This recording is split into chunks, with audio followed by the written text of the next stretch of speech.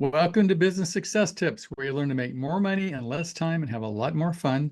I'm your announcer. My name is Paul Sanneman. I'm founder of Contractor Staffing Source, and I'll be your host. And I have with me today Ric SirLouis from Home Sweet Home. So, Ric, tell the audience about yourself and why they should listen to why you're so smart.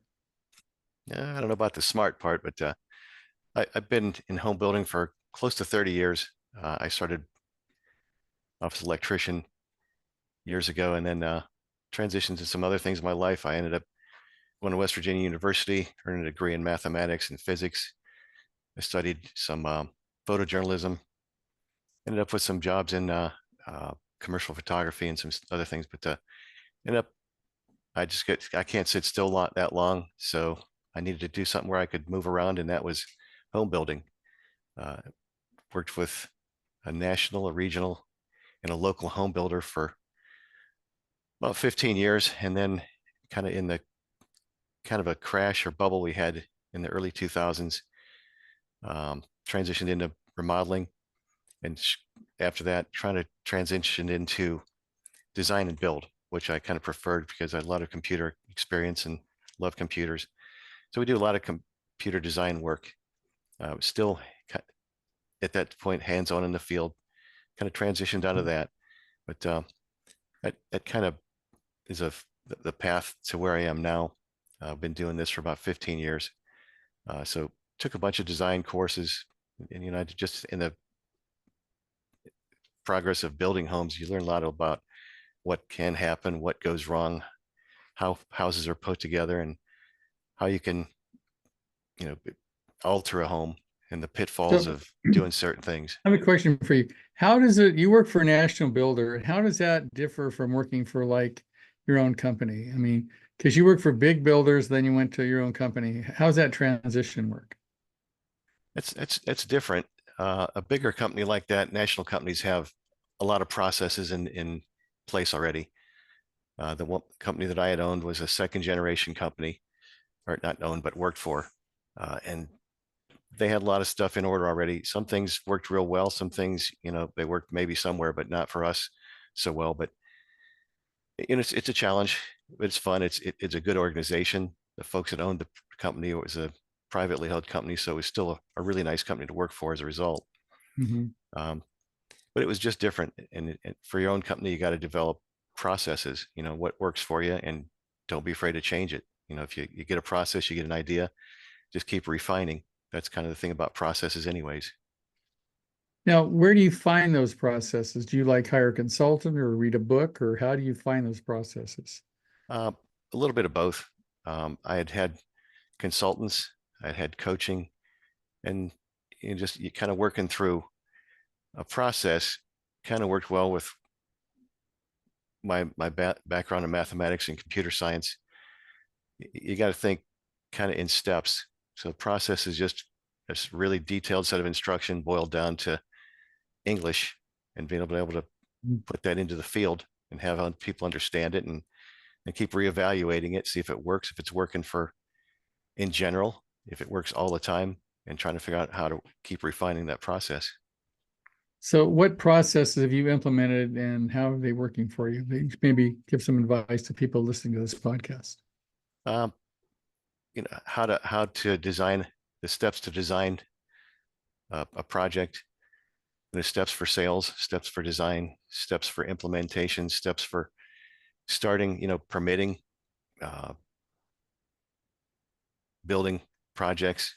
And that's different because projects differ one from the next, especially in remodeling.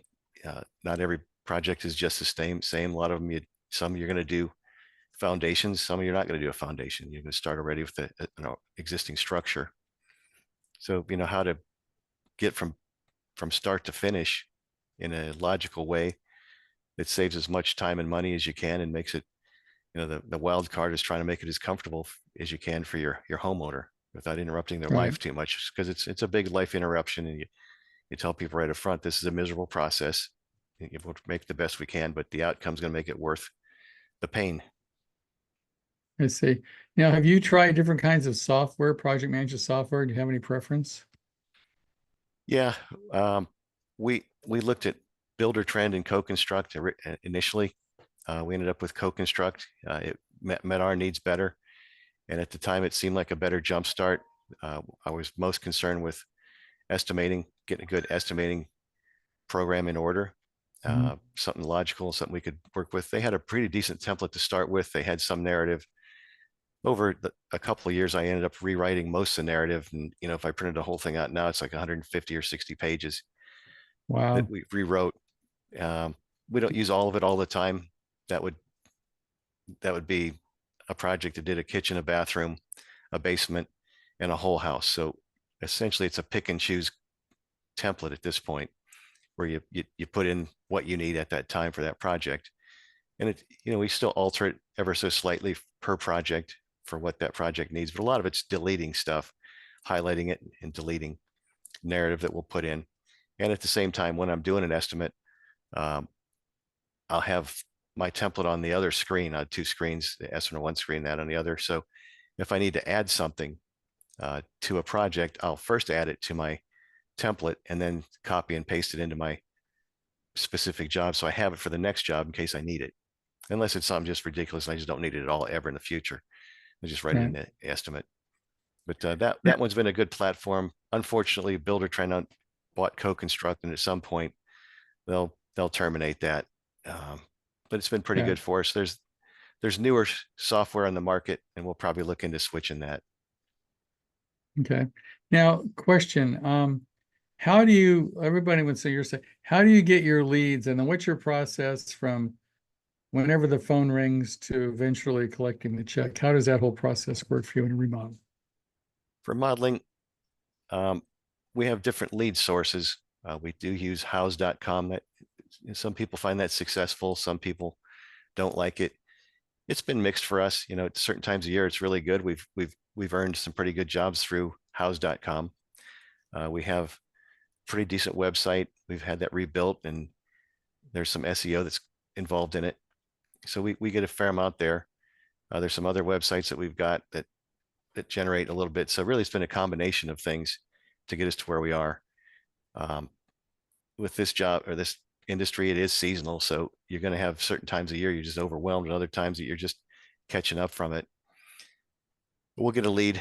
Uh, we'll kind of filter that lead a little bit, depending on the home that they're in and what they're asking for. A lot of folks just don't understand, why would they? The cost of remodeling. It's really very Mhm. expensive. Um, Classic examples, in addition. I mean, most homes could use more space somewhere. Very few homes historically get an addition. It just doesn't make sense, for additions, especially. My first comment to somebody is, please don't just go off and hire me or somebody. Go out and look for another house that already meets your needs that you can afford, because it will be cheaper for that space than Really? for me to build it for you. Now, if you have an unmatchable property, or some property that is just unique, by all means, you're up against a national park, which some people around here are. You've got open space, you have a horse farm, a pond, fence, you think Mhm. you're on a lake or something.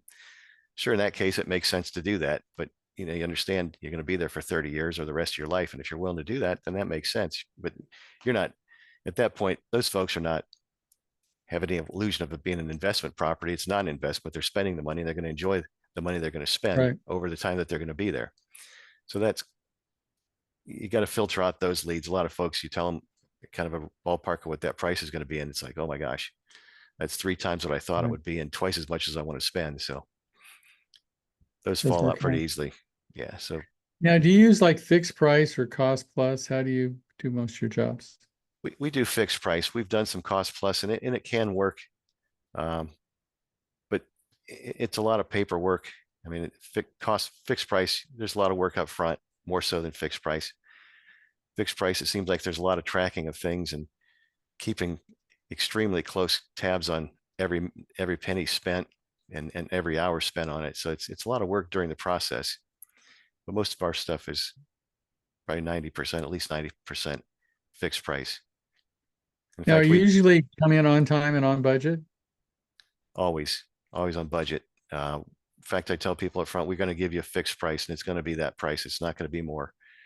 If you add something along the way, to expect to pay more, but don't expect to pay any more than that if you don't add anything. In fact, I tell them the only thing we have an allowance on is electrical that's in the walls and the ceilings we don't know what we're getting into. I tell them I put in a fat allowance for that. About half the time I'm giving you a refund, which is a whole lot better than asking you for more money at the end of the job. It makes people happy Right. when you give them money back as opposed to asking them for more money. Now, how are you able to, a lot of people have a hard time staying on time and on budget. What do you think your secret is to actually staying on budget and not costing more than you thought? It's just researching things up front, getting true costs, not guessing at it. Probably one of the, I don't know if it's a secret or not, but just working with the same people over and over. I've worked with my electrician for almost 30 years. Hmm. I hired his dad originally, and his dad passed away, and I still work with the young man that owns the company now. I've watched him grow up and become a great electrician and hire electricians, but I still ask him for an estimate in the front, but at the end of the job, he and I are so close together on costs, it's just uncanny. But earlier on, I would try to hit the mechanical part. I didn't worry too much about it because it was kind of uncanny. If you combine plumbing, electric, and heating, my number for the three combined was about right. Now I might be over on plumbing and under on heating, but if you can get that right, you're in the ballpark. You're close. So you're real close on that. Now, my markup isn't as high as some other builders, but then my margin's about the same because I'm really very, very, very accurate on my estimate as opposed to the end of the job. Now, some people find it easier to put less time into the estimate, give it more of a guess, and then put in a much higher markup in hopes to accomplish the same margin. And so I've seen margins almost twice mine and still get the same, or markup almost twice mine and do the same margin, which it works for those companies. God bless them. I can't I think in see. those terms. It would worry me to death to do that, but it works for them. So you're pretty consistent on your margin. It works for you then, right? Yeah, real consistent on the estimates and the margins. That's good. So you've been a member of several national organizations, right? Yeah, I was Home Builders Association. I've been a member of that for quite a while. Uh, I was a home builder president of 2 counties here. Um, let's see, the Remodelers Association. I got real involved with the National Association of Home Builders, NAHB. Still involved with them quite a bit. I was a trustee for NAHB for about 5-6 years. It was fun to kind of see what NAHB is up to and get kind of an interior view of it. They do a lot of research. They have a lot of insight into home building and home remodeling.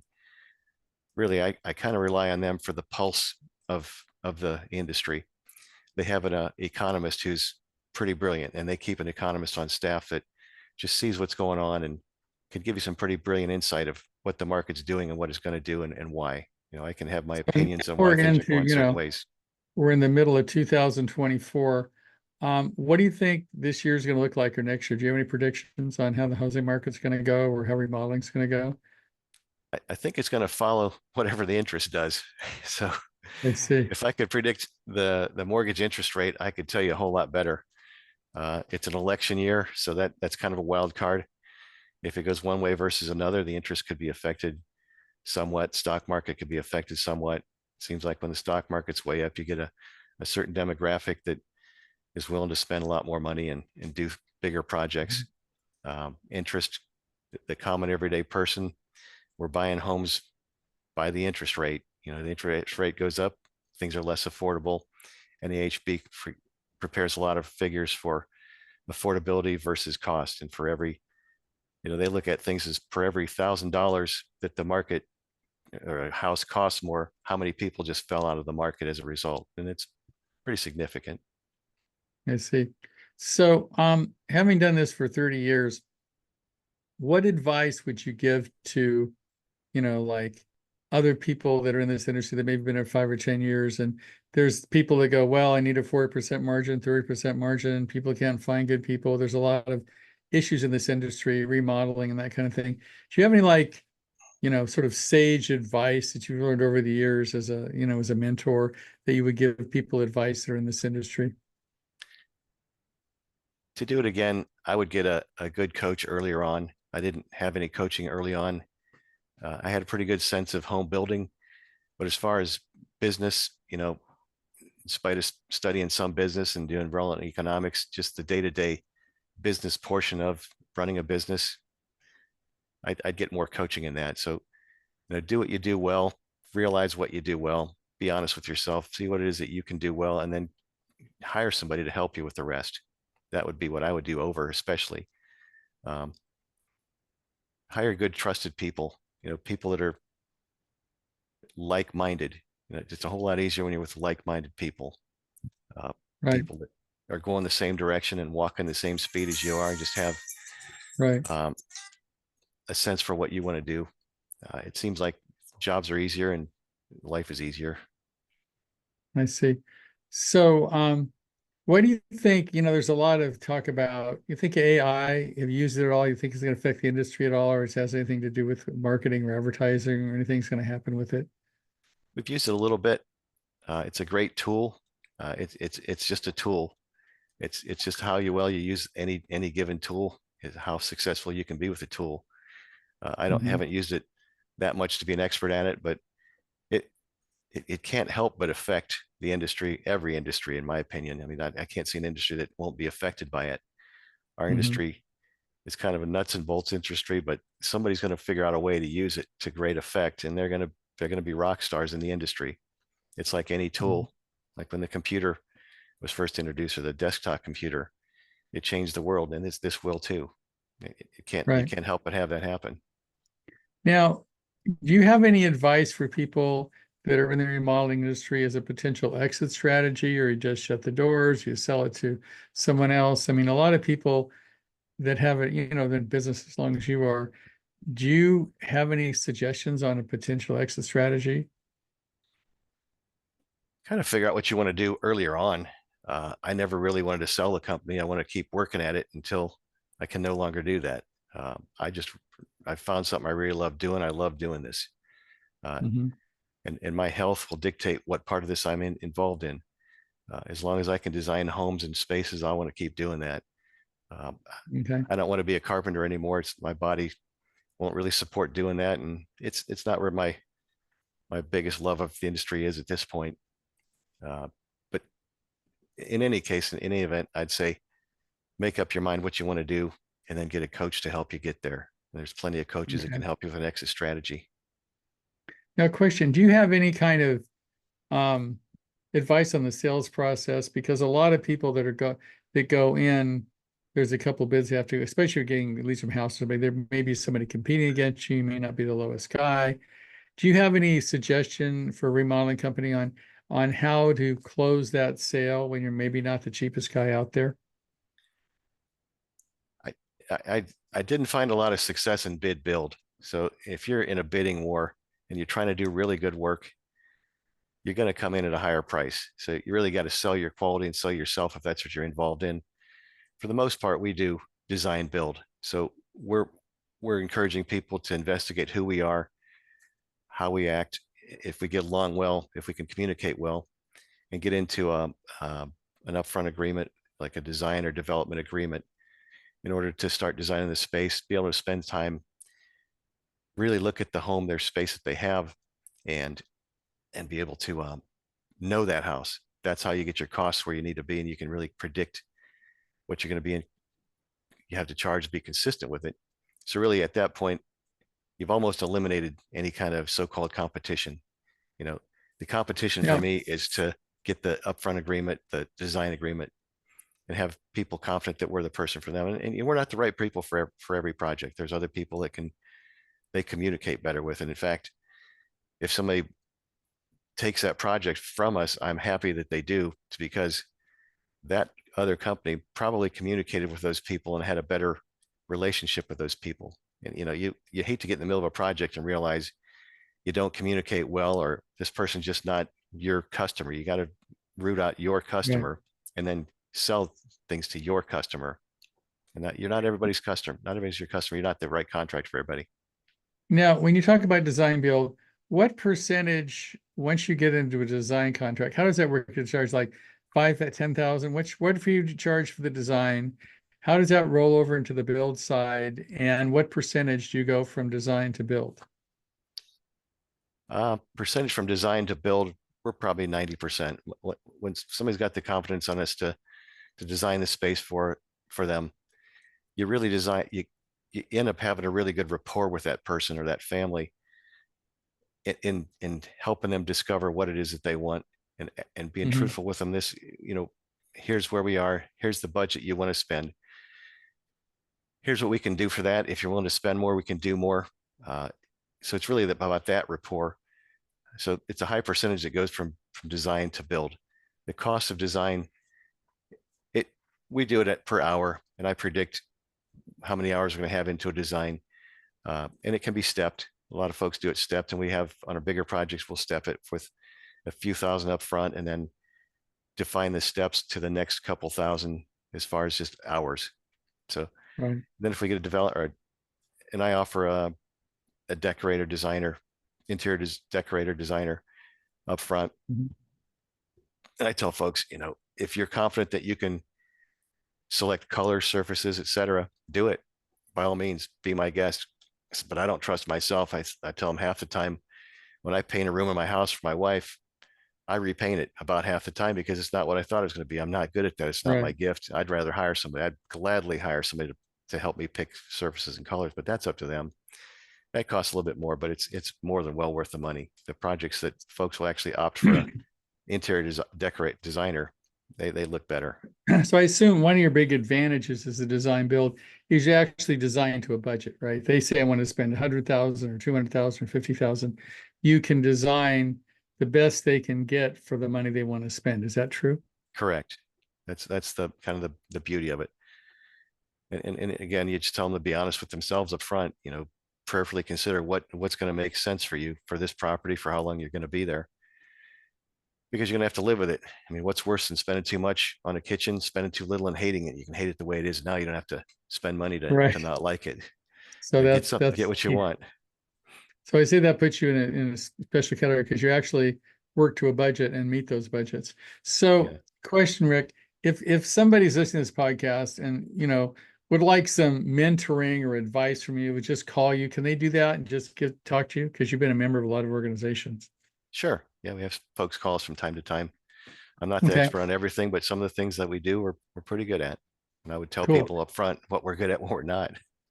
great. So how would they get a hold of you, Rick? Uh, our, my email is ric@homesweethome.co, not .com, just .co. And we can start a conversation that way. Cool. Well, I would suggest anybody in the design build industry to talk to somebody who's been in a long time, be good use of time to give Rick a call. So thanks, Rick. I appreciate you being here and I appreciate your insights. Thanks, Paul. It's a pleasure speaking with you.